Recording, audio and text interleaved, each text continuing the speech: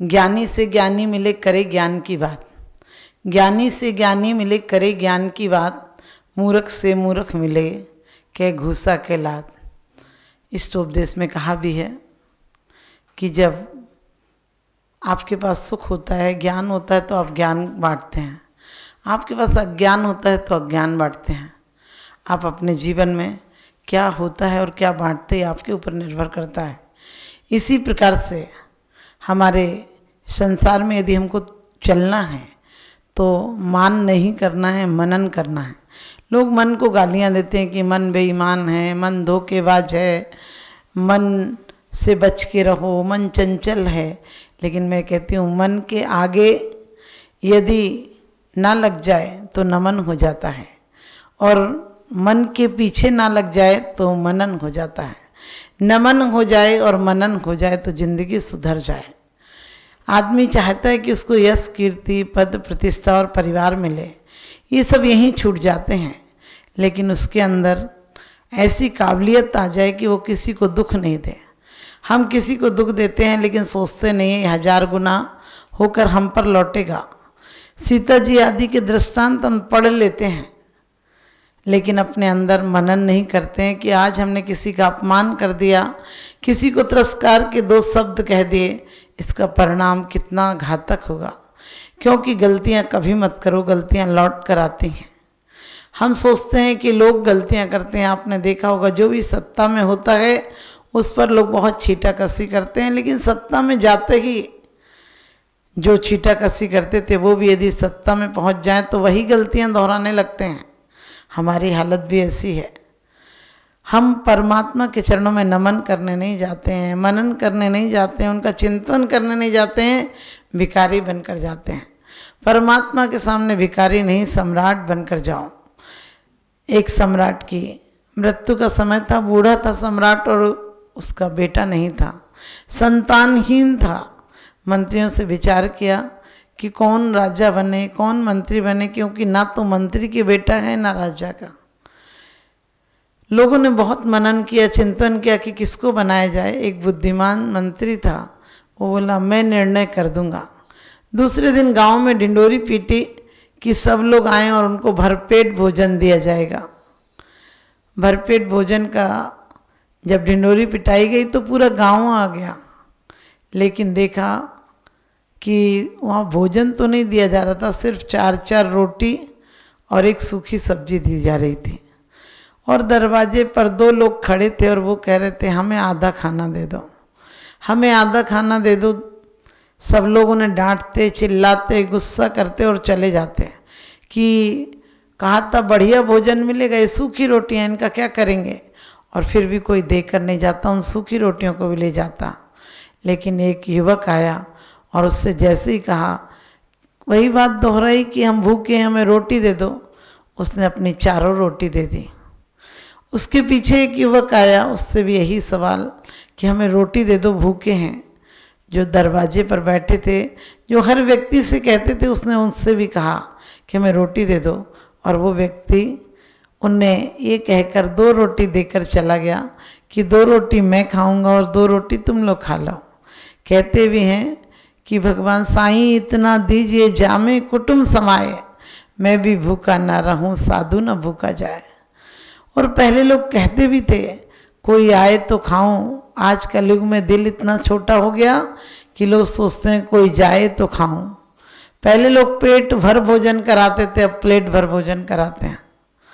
उसी प्रकार से जब सभा समाप्त हो गई, भोजन बंटना बंद हो गया, संध्या का समय हो गया, राजा ने कहा तुम ढूंढ के नहीं लाए। उन्होंने कहा 2 युवक मिल गए हैं, एक राजा बनने के योग मिल गया और एक मंत्री बनने के योग। उनने कहा तुमने ढूंढा कैसे? उनने कहा हमने 2 व्यक्ति बैठाए थे और वो हर लोगों से रोटी मांगते थे, हर लोग उन्हें डांट डपट कर चले जाते थे, लेकिन एक युवक ऐसा था जो 4 रोटी दे गया। हमने उसका नाम लिख लिया है, उसका पता लिख लिया है, और दूसरा 2 रोटी देकर चला गया। उनने कहा ये 4 रोटी और 2 रोटी में तुमने निर्णय कैसे किया? वो कहने लगे, मंत्री कहने लगा कि हमने इसलिए निर्णय किया कि जो वक्त पड़ने पर खुद भूखा रहकर 4 रोटी दे सकता है, वो राज का सत्ता का मालिक हो सकता है, जो अपने सुखों को तिलांजलि देकर अपनी प्रजा की रक्षा कर सकता है। और जो 2 रोटी दे गया और 2 रोटी ले गया ये कह के कि मैं भी भूखा हूँ, मुझे भी खाना है, तुम भी खा लो, वो योग्य मंत्री होगा, कुछ बचा लेगा सत्ता के लिए, शासन के लिए, और कुछ लोगों के परहित में लगा देगा। इसलिए हम लोगों ने निर्णय कर लिया है। आप भी ध्यान रखना, परमात्मा भी तुम्हें राज सत्ता देने के लिए तैयार है, लेकिन वो देखता है कि तुम्हें जो दिया है तुम क्या पूरा दे सकते हो। आदमी कल पर टाल लेता है, जो कल पर टालता है उसका बरसों तक टल जाता है।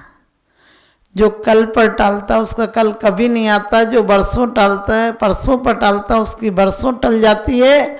और जो आज देने को तैयार रहता है उसे ही राज्य सत्ता मिलती है।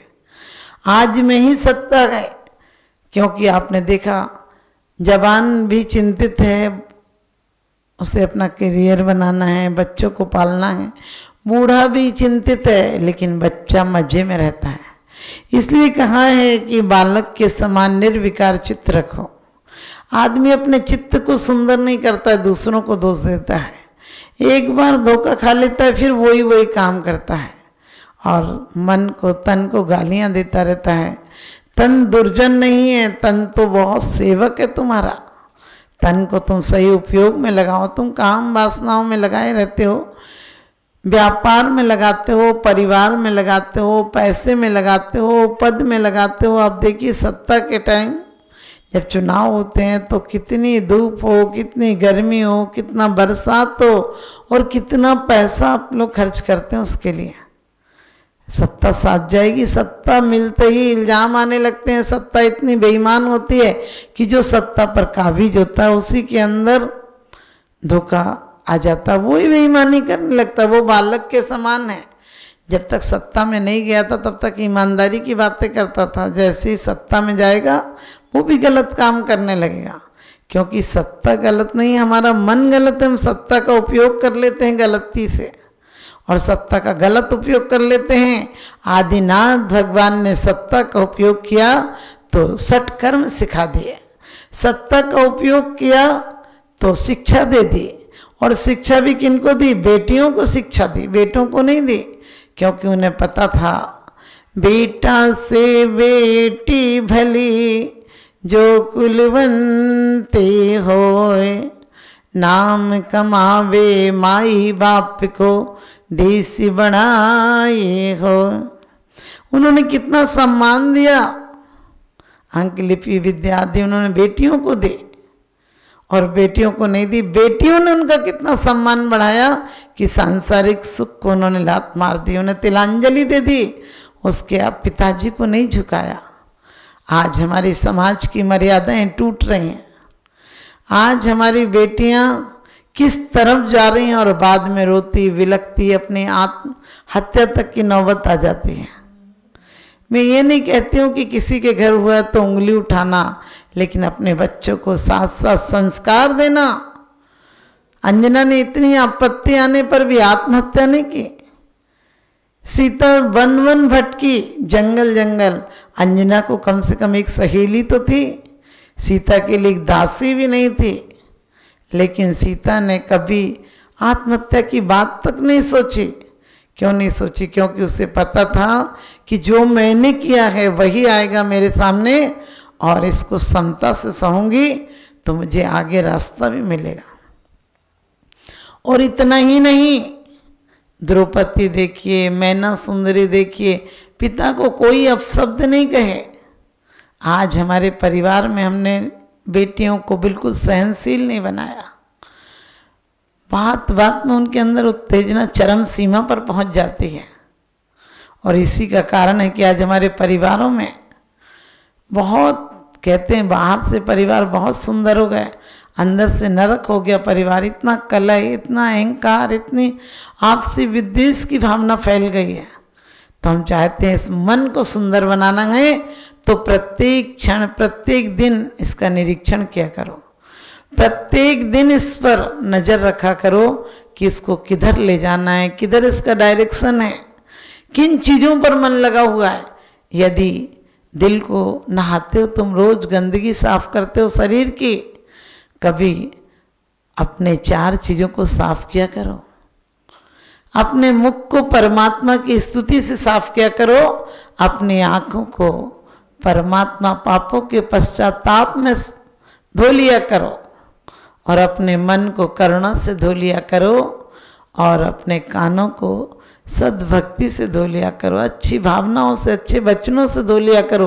तुम्हारे जीवन में अभिशाप नहीं, वरदान आ जाएगा। आज का नेता हमें वरदान नहीं देता, अभिशाप देता है।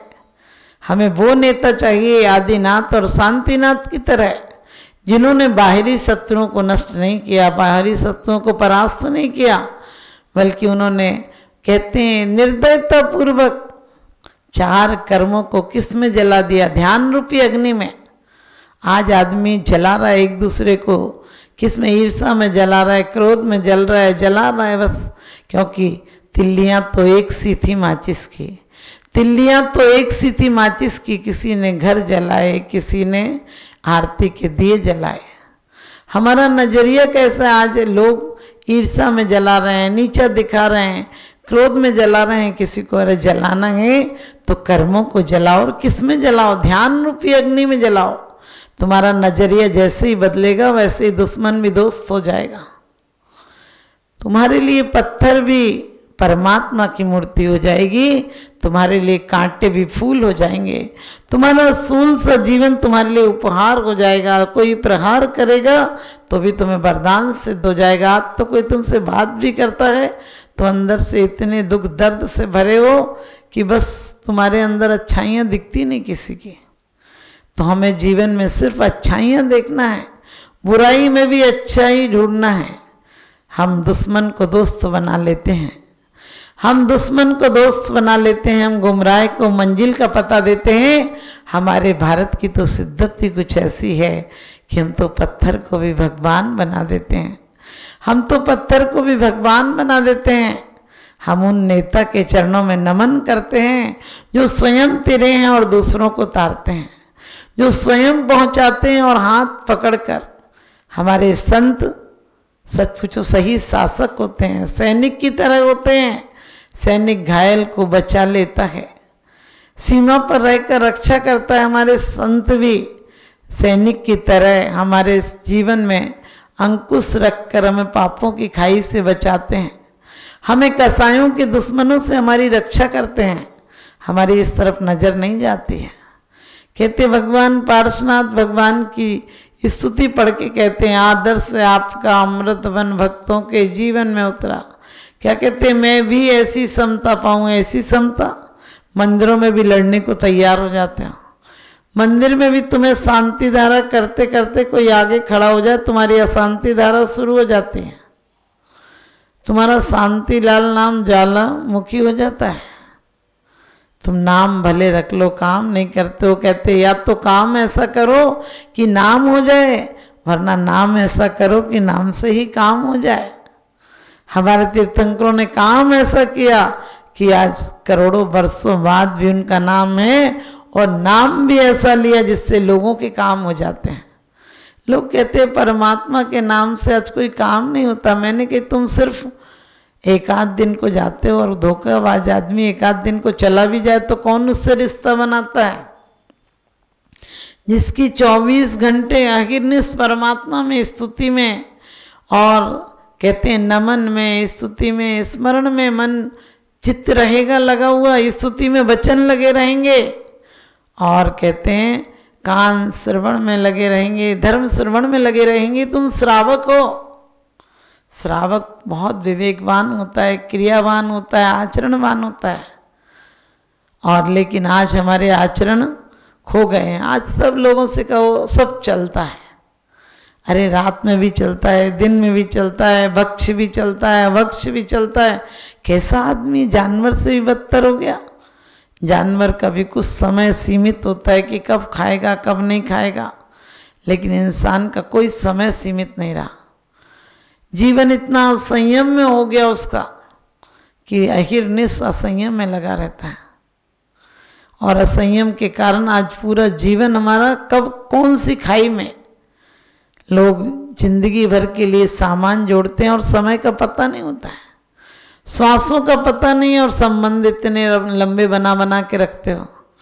अरे तुम जाओ तो लोग तुम्हारे लिए ये याद करके रहो क्या आदर्श जीवन था, क्या चरित्र था इनका। लेकिन आज हमने चरित्र को बिल्कुल खो दिया है। चरित्र वाले व्यक्ति हमारे लिए उपेक्षित हो गए हैं, इसीलिए दुनिया इतनी बुरी हो गई है। हमारे आचरण इतने अच्छे हों कि लोग नमन करें हमारे लिए, हमारा मन इतना अच्छा हो, गंगा जल की तरह पावन हो, जो पापी से पापी भी आकर हमारे पास आकर पावन बन के चला जाए। आपने देखा होगा हमारे आचार्य बड़े बड़े पुराणों में देखो कि जंगल में गए एक शेर को, महावीर के जीव को, दो मुनिराज, चरण रिद्धिधारी मुनिराज समझा रहे हैं कि तुम आने वाले भगवान हो, तीर्थंकर हो, तुम क्या कर रहे हो।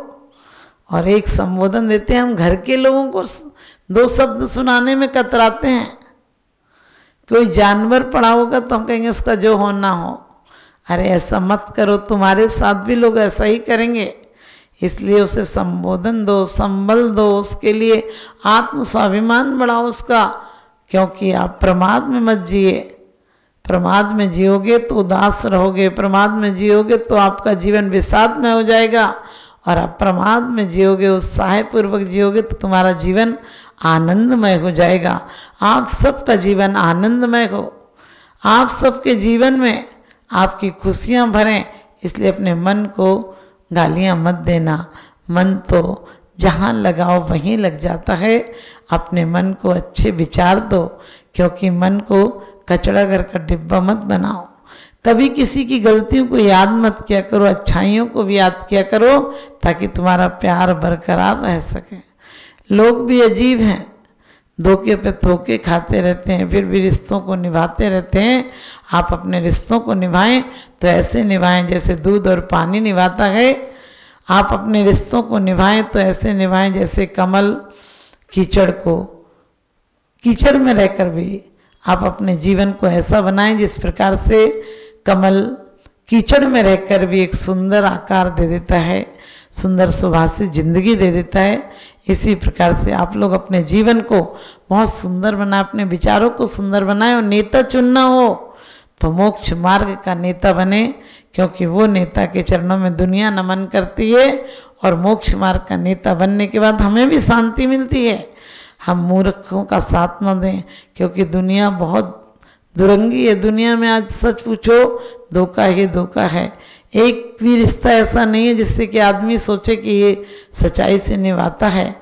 आज औरत को चाहिए तो पैसा चाहिए, उसे आज़ादी चाहिए, लेकिन आज़ादी कब मिलती है? जब जीवन संयम के बंधनों में बंधा हो तो आज़ादी मिलती है।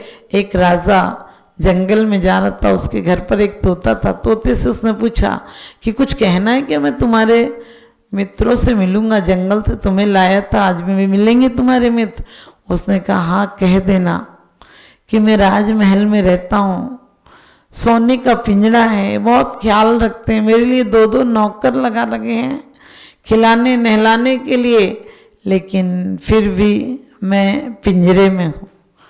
राजा की ये बात राजा ने वहाँ तोतों से कही, और तोतों ने इतना सुनते ही सारे तोते एक साथ गिर गए और तड़पड़ा के मूर्छित हो गए, बेहोश से हो गए सभी।